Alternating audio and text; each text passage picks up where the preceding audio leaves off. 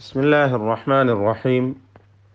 الحمد لله رب العالمين، والصلاة والسلام على أشرف الأنبياء والمرسلين وعلى آله وصحبه أجمعين ومن تبعهم بإحسان إلى يوم الدين. أما بعد. പരിശുദ്ധ ഖുർആൻ പാരായണം ചെയ്യുമ്പോൾ നമ്മൾ അറിഞ്ഞിരിക്കേണ്ടതായ ചില പ്രത്യേക നിയമവശങ്ങൾ, നാം പാരായണം ചെയ്തുകൊണ്ടിരിക്കുന്നതായ റിവായത്തു ഹഫ്സിൻ അൻ ആസിം റഹിമഹുമല്ലാഹ്, ഇമാം ആസിമിൻ്റെ ഖിറാഅത്തിന് ഇമാം ഹഫ്സിൻ്റെ റിവായത്ത് പ്രകാരമാണ് നമ്മൾ പാരായണം ചെയ്യുന്നത്.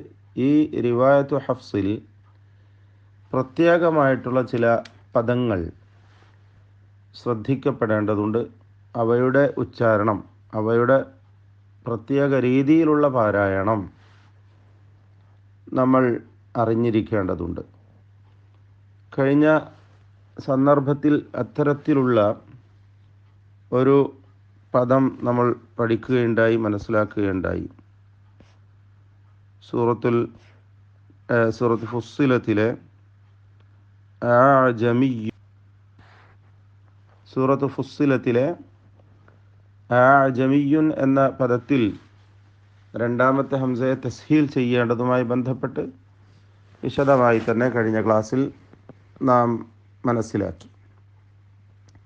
ഇന്ന് അതേപോലെ ശ്രദ്ധിക്കേണ്ടതായ ഒരു പദമാണ് സൂറത്ത് ഹൂദ് 41-ാമത്തെ വചനത്തിലെ وقال اركبوا فيها بسم الله مجريها ومرساها. ഇതിൽ മജ്രേഹ എന്ന പദം എന്തുകൊണ്ടാണ് ഇങ്ങനെ മജ്രേഹ എന്ന് പാരായണം ചെയ്യുന്നത്? ഇത് മനസ്സിലാക്കുന്നതിന് മുമ്പായി നമ്മൾ അറിയേണ്ട ഒരു വിഷയമാണ്, പരിശുദ്ധ ഖുർആനിൽ അടിസ്ഥാനമായിട്ടുള്ള ഒരു അസ്ല സ്ഥാപിതമായിട്ടുള്ള ഒരു കാര്യമാണ് അൽ ഇമാല, ഇമാലത്ത് ചെയ്യുക എന്നത്. ഈ പദങ്ങൾ, ഈ പേരുകൾ നമ്മൾ ഓർത്തു വെക്കുക. കഴിഞ്ഞ സൂറത്ത് ഫുസ്സിലത്തിൽ തസ്ഹീലാണ്, ഹംസയെ തസ്ഹീൽ ചെയ്യുന്നതുമായി ബന്ധപ്പെട്ടാണ് നമ്മൾ മനസ്സിലാക്കിയത്. അതും അസ്ല സ്ഥാപിതമായ പല ഖിറാഅത്തുകളിലും തസ്ഹീൽ ധാരാളമായിട്ടുള്ള പദങ്ങൾ, പരിശുദ്ധ ഖുർആനിൽ വന്ന പദങ്ങളിൽ തസ്ഹീൽ ചെയ്യുന്നത് നാം സൂചിപ്പിച്ചു. അതേപോലെ തന്നെ ഇമാലത്ത് പല ഖിറാഅത്തുകളിലും നമുക്ക് അസ്ല് സ്ഥിരപ്പെട്ട ഒരു കാര്യമായി കാണുവാൻ സാധിക്കുന്നതാണ്. ആ ഇമാലത്ത് എന്താണ്? ഇമാലത്ത് എന്നതുകൊണ്ട് ഉദ്ദേശിക്കുന്നത് അൽ ഇമാലത്തു ലുഗതൻ അത്തഅവീജു മിൻ അമൽതു റുംഹ വനഹ്വഹു ഇദാ അവജ്തഹു.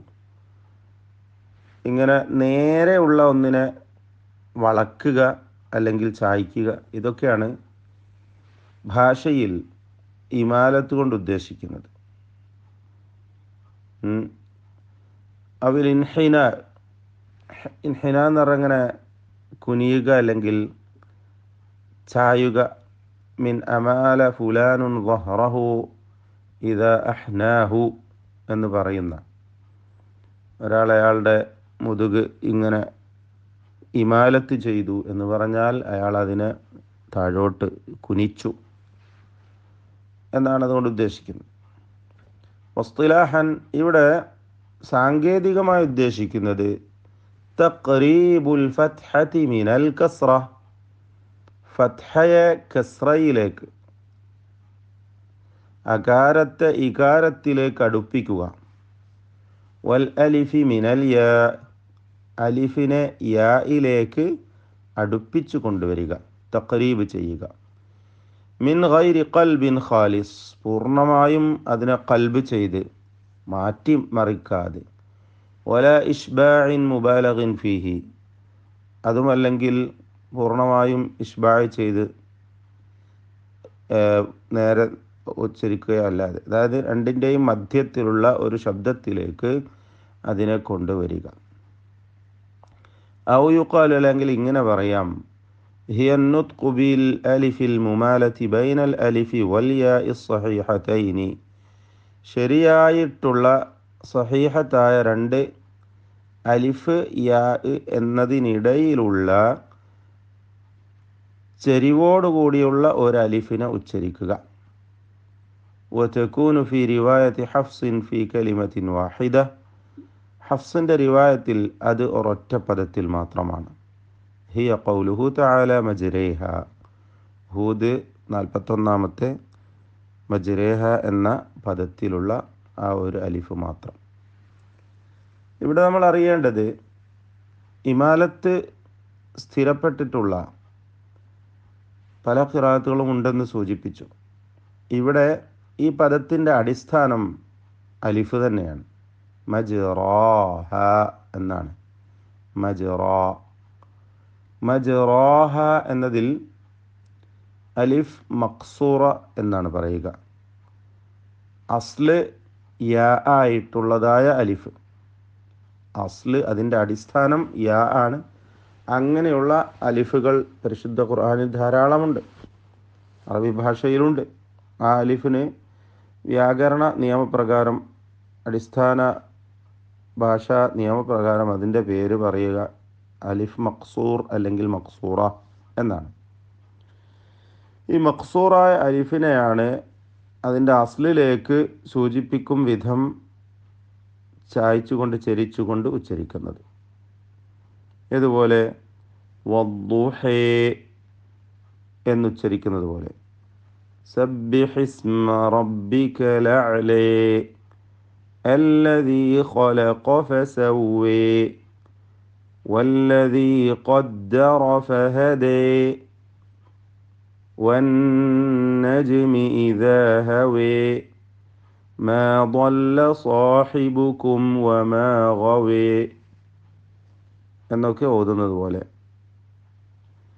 ഈ അലിഫുകളുടെ അടിസ്ഥാനം. അതുപോലെ ഇദാ ജാഅ നസ്റുല്ലാഹി, അവിടെയും അലിഫിൻ്റെ അസ്ല് യാ ആയതിനാൽ ജാഇലെ അലിഫിനെ ജാഅ എന്നോതുന്ന ഖിറാഅത്തുണ്ട്. ഇപ്രകാരം ഇമാലത്ത് അസ്ല് സ്ഥാപിതമായിട്ടുള്ള ധാരാളം ഖിറാഅത്തുകൾ ഉണ്ട്, പല ഖിറാഅത്തുകളുമുണ്ട്, ധാരാളം പദങ്ങൾ ആ ഖിറാഅത്തുകളിലുണ്ട്. എന്നാൽ നമ്മുടെ റിവായത്തിൽ ഈ ഒരൊറ്റ പദത്തിൽ മാത്രമാണ് ഇമാലത്തുള്ളത് എന്നതാണ് സൂചിപ്പിക്കുവാനുള്ളത്. ഇമാലത്ത് എന്താണെന്ന് നമ്മൾ മനസ്സിലാക്കി. ഇമാല രണ്ട് രൂപത്തിലുണ്ട് യഥാർത്ഥത്തിൽ. അൽ ഇമാലത്തുൽ കുബ്ര വൽ ഇമാലത്തു സൂറ. കുബ്ര എന്നതുകൊണ്ട് ഉദ്ദേശിക്കുന്നത് പൂർണ്ണമായും അലിഫിനെ യായിലേക്ക് ചായ്ച്ചുകൊണ്ട് ഇവിടെ നമ്മൾ ഓതിയതുപോലെ ഏകാര ദീർഘം കൊടുക്കുക. മലയാളത്തിലെ ഏകാര ദീർഘം എ എന്ന ശബ്ദം കൊടുക്കുക. ബൈനൽ അലിഫി വൽ യാഇ തമാമൻ. അതാണ് ഇവിടെ മജ്രേഹ എന്ന് ഇമാല കുബ്രയാണ് നമ്മൾ കൊടുക്കുന്നത്. എന്നാൽ ഇമാല സുഗ്റ ബൈനൽ അലിഫി വൽ യാ വലാകിന്ന ഇലൽ അലിഫി അഖറബ്. ഇപ്രകാരം തന്നെ, പക്ഷെ അത്ര തന്നെ ചായ്ക്കാതെ, ചരിവ് കൊടുക്കാതെ, അലിഫിനോട് സാമ്യമായ രൂപത്തിലുള്ള ഒരു ചെറിയ ഇമാലത്ത്, തഖ്ലീൽ എന്നും അത് സാങ്കേതികമായി അവർ അതിന് പേര് പറയുന്നു. റിവായത്ത് വർഷിൽ നമുക്കത് കാണുവാൻ സാധിക്കുന്നതാണ്. തൗറാത്ത് എന്നത് അത്തൗര എന്നൊക്കെ അല്പ ചരിവോടുകൂടിയും റായിന് തർക്കീഖ് ചെയ്തുകൊണ്ടും അവർ ഓതുന്നു. ഇവിടെ അപ്പോൾ ഇമാല കുബ്ര അവർക്കില്ല, അവർക്ക് ഇമാല സുഗ്റയാണ്. ഇവിടെ നമ്മൾ ഇമാല കുബ്ര കൊടുക്കുമ്പോൾ ശ്രദ്ധിക്കേണ്ടത് മജ്രേഹ എന്ന് അലിഫിനെ യായിലേക്ക് ചരിവ് കൊടുത്ത് ഉച്ചരിക്കുന്നതോടൊപ്പം ഇമാലത്തിന് അല്ലെങ്കിൽ ആ ഉച്ചാരണത്തിന് യായിനോട് സാമ്യമായ ശബ്ദത്തിന് അനുയോജ്യമായ ഹറക്കത്ത് റായിന് കൊടുക്കണം എന്നതാണ്. റായിന് അനുയോജ്യമായ ശബ്ദം കൊടുക്കുക. ഹറക്കത്തല്ല ഉദ്ദേശിക്കുന്നത്, അനുയോജ്യമായ ഒരു ശബ്ദം ഉദ്ദേശിക്കുന്നത് തർക്കീഖ് തഫ്ഖീമാണ്. അതായത് ഇവിടെ തഫ്ഖീം ചെയ്യാതെ മജ്റാഹ എന്ന് തഫ്ഖീം ചെയ്യേണ്ടിയിരുന്നതായ റായിനെ തർക്കീഖും കൂടി ചെയ്തുകൊണ്ട് മജ്രേഹ എന്ന് ഉച്ചരിക്കേണ്ടതാണ്.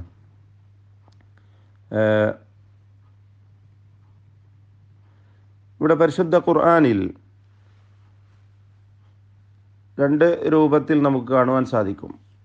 ഈ മജ്റേഹ എന്ന പദത്തിൽ റായിനെ തർക്കീഖ് ചെയ്ത് ഇമാലത്ത് ചെയ്ത് ഉച്ചരിക്കുമ്പോൾ അതിനൊരു അടയാളം കൊടുത്തത് രണ്ട് രൂപത്തിൽ നമുക്ക് കാണുവാൻ സാധിക്കുന്നതാണ്. ഒന്ന്,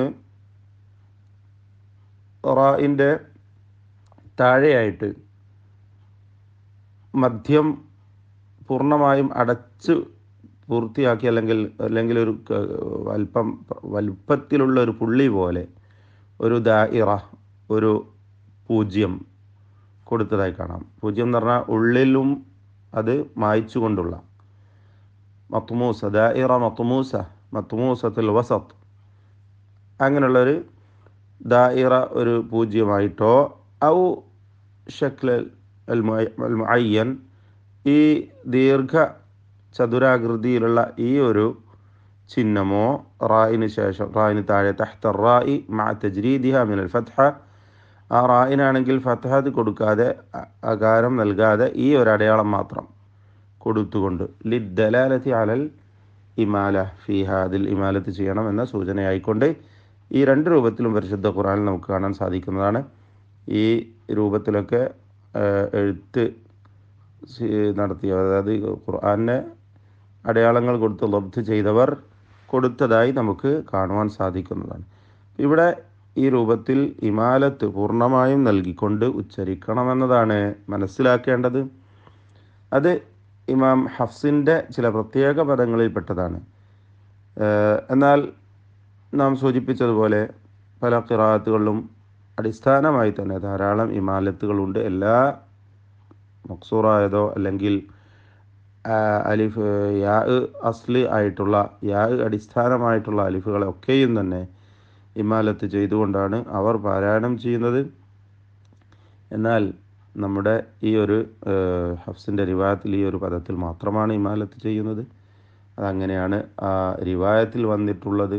നമ്മളും അങ്ങനെ തന്നെ പാരായണം ചെയ്യണം എന്നതാണ് സൂചിപ്പിക്കുവാനുള്ളത്. ബാറക്കല്ലാഹു ഫീക്കും.